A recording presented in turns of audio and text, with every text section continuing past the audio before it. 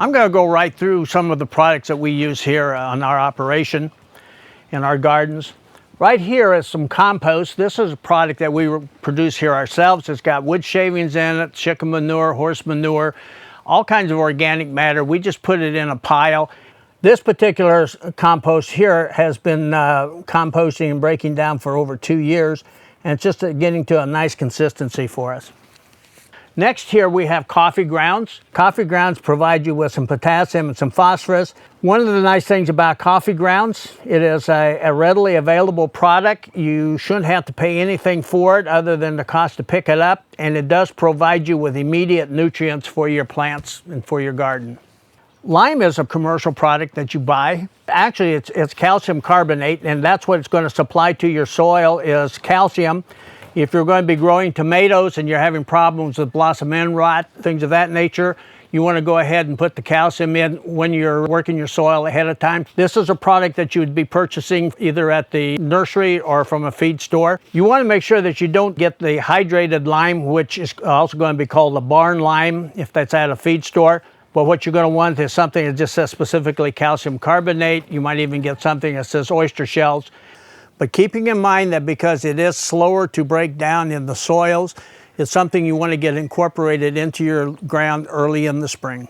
Here I have dried molasses. This is a product that you'd be able to pick up at a feed store.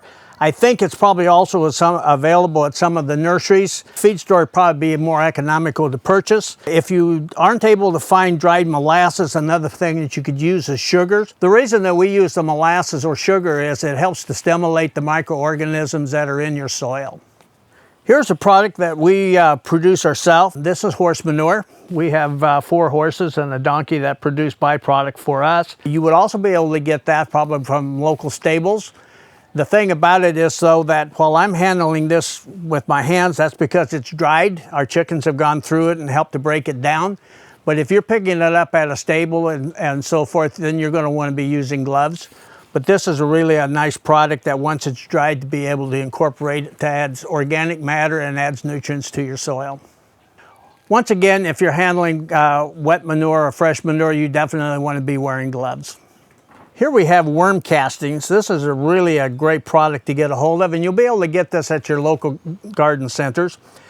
It's a very nutrient-dense product, so it doesn't take a lot when you use it in your gardens. We use this in our germinations. We use it on top of our seedlings and so forth. Just remember that worm castings are very nutrient-rich, and it doesn't take a lot. So just be careful when you use worm castings.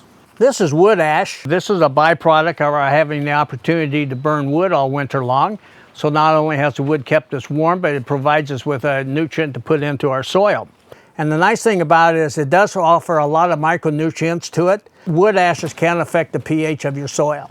You do want to use some caution when you're putting wood ash on. This is gypsum. This is a product that we purchase. It's a mine product. One of the key components coming out of it is magnesium. But one of the really important things about gypsum is that if you have a lot of problems with water runoff and you're not getting good water absorption, gypsum does help to open the pores of the soil. By adding the gypsum to your ground, it's going to give you some magnesium and it acts like a sponge to your soil.